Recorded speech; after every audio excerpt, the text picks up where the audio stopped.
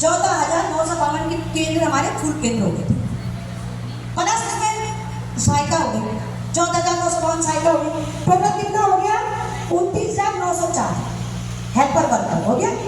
पर उस 29,904 में प्लस 5,115 आप वो प्लस कर दीजिए, ये हो गया 35,019%।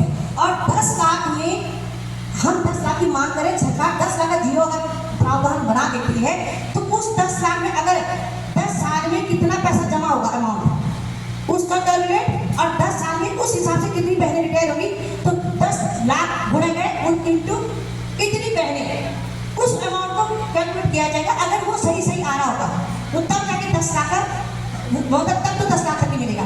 अगर यहाँ पैसा ज़्यादा जमा हो रहा है और यहाँ रिटायर कम हो रही है तो हमारा अमाउंट बढ़ जाएगा।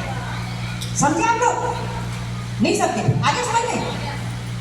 हमारा ही पैसा है, कैलकुलेशन करके देंगे। कैलकुलेशन नहीं होगा, गणित तो सब है। कैलकुलेशन क्या होगा कि अगर पैसा जमा हो गया, माना 10 साल का, अगर हमें जो पीछे का एवरेज लगा रखे हैं, पीछे का हम 37 करोड़ का मान के चलते अपने पैसे का 37 करोड़ जमा हुआ, और यहाँ अगर हमारे मतलब 37 करोड़ में से अगर हम 10 लाख की बात करें, सब 10 लाख का जीरो जारी हो गया 1%, 37 करोड़ जमा होगा, यहाँ हम 10 लाख करके हमारा 38 लाख चला गया। 38 लाख चला गया कैसे? जो रिटायरमेंट हो गया, 37 लाख जमा हुआ 10 साल में, 38 लाख चला गया तो कहाँ से बजट आ जाएगा? आएगा बजट? नहीं आएगा ना बजट। लेकिन अगर 37 करोड़ जमा हो गया और यहाँ पे हमारा 10 करोड़ हमारा रिटायरमेंट में चला गया तो फिर हमारा पैसा बच रहा है, तो तब हमारा अमाउंट प्लस हो जाएगा, तब हमारा अमाउंट बढ़ेगा। 10 लाख में ही सीमित नहीं रहेगा, क्योंकि पैसे की वैल्यू बढ़ती है। वैल्यू सब पढ़ी लिखी सब घर में पूछना, वैल्यू बढ़ती है तो हम भी उसी तरह अपने पैसे को ऊपर आएंगे। अभी आप बताइए जो हमारा 100 रुपये की वैल्यू जो 15 रुपये के आस है, क्योंकि वैल्यू कहाँ बढ़ रही है? ब्याज से। वैल्यू हमारे पैसे की वैल्यू ब्याज से बढ़ती है, हमारा पैसा। लेकिन मुझे जो डाउट है हमारे खाते में पैसा ही नहीं है।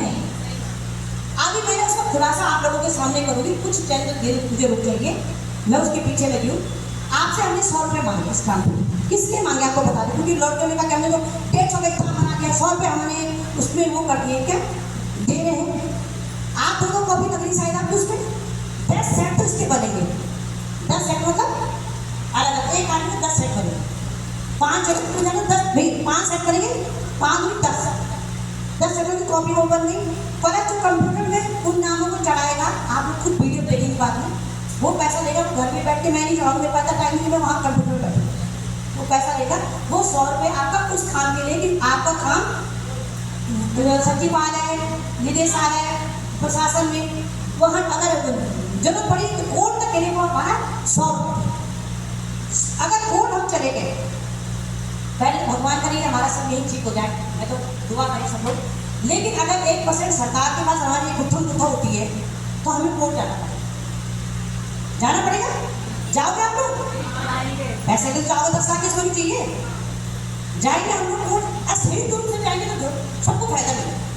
अकेला कोई चना बाहर नहीं रोक सकता, अकेला कोई कुछ कर ही नहीं सकते।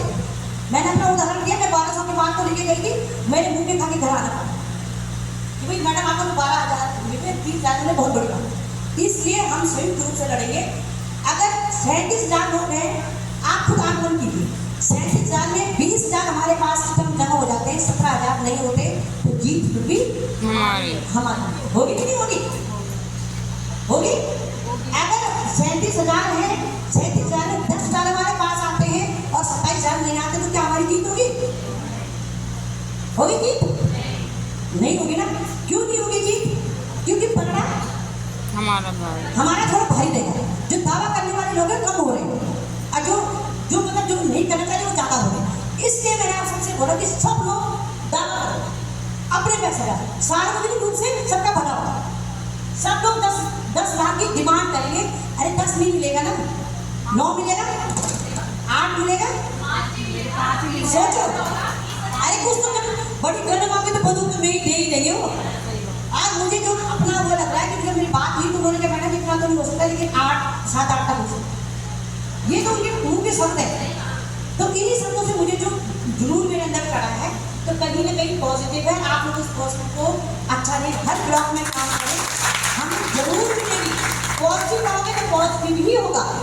कभी हमने सोचा नहीं था महिला कल्याण कोष की बात आज हम 10 लाख की बात करें, किसने सोचा था? नहीं। कैसे कर पा रहे 10 लाख की बात बताओ? जब रेखा नेगी ने आपके 100 रुपए का महिला कल्याण कोष खोला और आखिर मैंने लेटर प्रधानमंत्री जी के लिए लिखा था कि हमारा राज्य अंश के साथ साथ केंद्रांश भी काटा जाए। नहीं समझे आपने? लिखा था केंद्रांश अगर काटना शुरू हो गया तो तुम्हें कहीं जाने की जरूरत ही नहीं। उसके बाद हम राज्य कर्मचारी ऑलरेडी हो गए, लेकिन सरकार काटेगी नहीं। उसके लिए बहुत हद घुमाने पड़े, क्योंकि अगर केंद्रांश कटेगा तो पूरे ऑल इंडिया लेवल पे कटेगा। समझ मेरी बात को? मैंने बहुत लेटर लिखा मोदी जी के कि हमारा केंद्रांश भी काट के आपको मजदूर की श्रेणी में फंडिंग करता है। पहले बीज तो बो, हमने खेत खोदा बीज बो दिया था उसे महिला कल्याण कोष का।